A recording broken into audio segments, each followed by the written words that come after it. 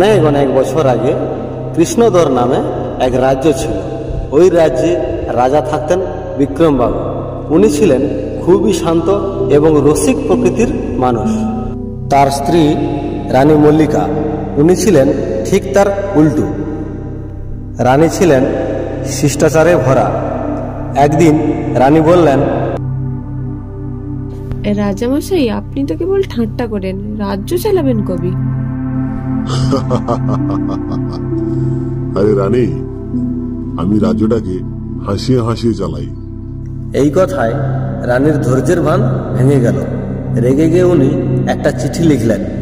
প্রিয় রাজা বিক্রম, আমি যাচ্ছি। রাজ্য থাক, আপনি আপনার কৌতুক নিয়েই ভালো থাকবেন। শুভ বিদায়, রানী মল্লিকা। আহ, বেশ বেশ, এবার তাহলে বিয়ের খরচ কম, আর না হয় আমি একটা বিয়ে করে নেব। এরপর যখন কেউ রাজামশাইকে রানীহারা রানীহারা বলে ডাকতেন, তখন রাজামশাই বলতেন, রানী গেছে, তবে মন খারাপ নয়। এখন আমরা ব্যাচেলার পার্টি সারাদিন চলবে। মন্ত্রী ও জাদুকরের পরিকল্পনায় রাজ্যের লোকজন যখন অতটা হাসতে পারছিল না, রানী চলে যাওয়ার পর রাজা আরও বেশি করে ঠাট্টা মস্করা করে সময় কাটাত। রাজসভা চলাকালীন তিনি হঠাৎ মাঝপথে দাঁড়িয়ে বলতেন, মন্ত্রী চন্দ্রশেখর কাল রাতে নাক ডেকে হাতির মতো আওয়াজ করছিল। মন্ত্রী চন্দ্রশেখর বাবু, উনি বিরক্তি হয়ে ভাবলেন, এইভাবে রাজ্য চলতে থাকলে তো একদিন সবাই রসগোল্লার ভেতর চা ঢেলে খাবেন।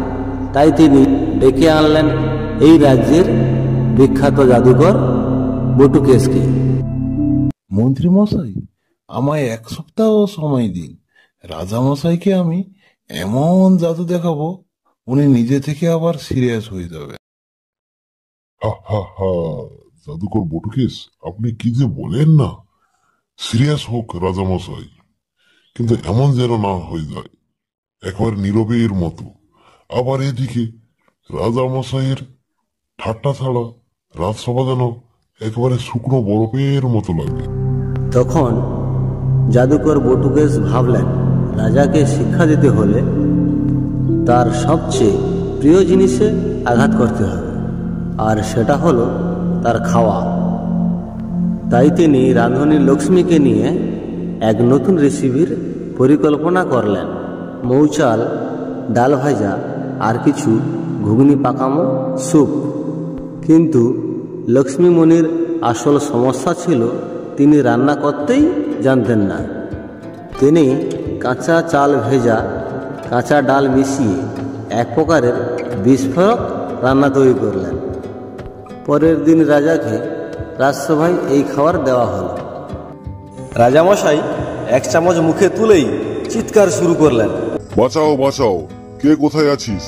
কেউ একজন এসে আমার জিভে জল ঢালো। মহারাজ, রানীমা না থাকলে রাজ্যে কোনো রান্না নেই। ফিরে আনতে হবে তো রানীমাকে। রাজা এবার ভাবলেন, এতদিন ঠাট্টা করে কিছুই লাভ হয়নি। সত্যি বলতেই রানীকে তিনি মিস করছিলেন।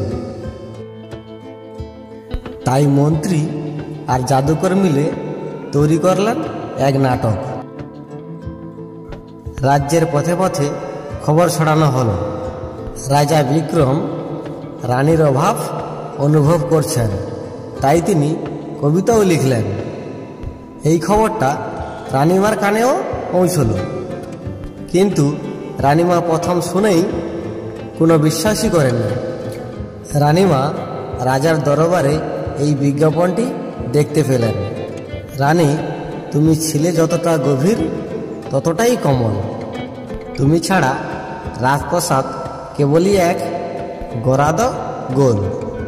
রানী তখন হাসলেন আর ভাবলেন, ও তো কবিতাই লিখেছে, তাহলে ভাবনাও করেছে।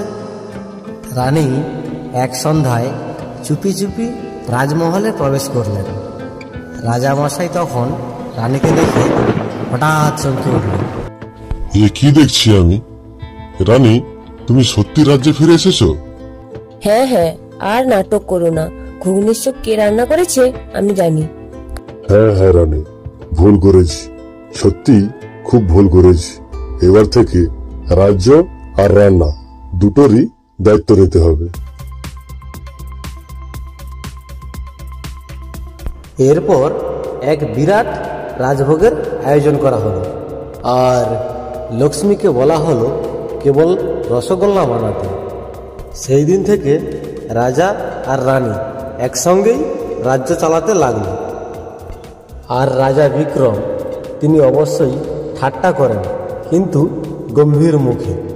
মনে হয় যেন হাসির পিছনেও অনেক দায়িত্ব লুকিয়ে রেখেছেন। হ্যালো বন্ধুরা, আমাদের গল্পটিকে ভালোবেসে লাইক, কমেন্ট, শেয়ার করে দিয়ে যাবেন ও সাবস্ক্রাইব করে দিয়ে যাবেন।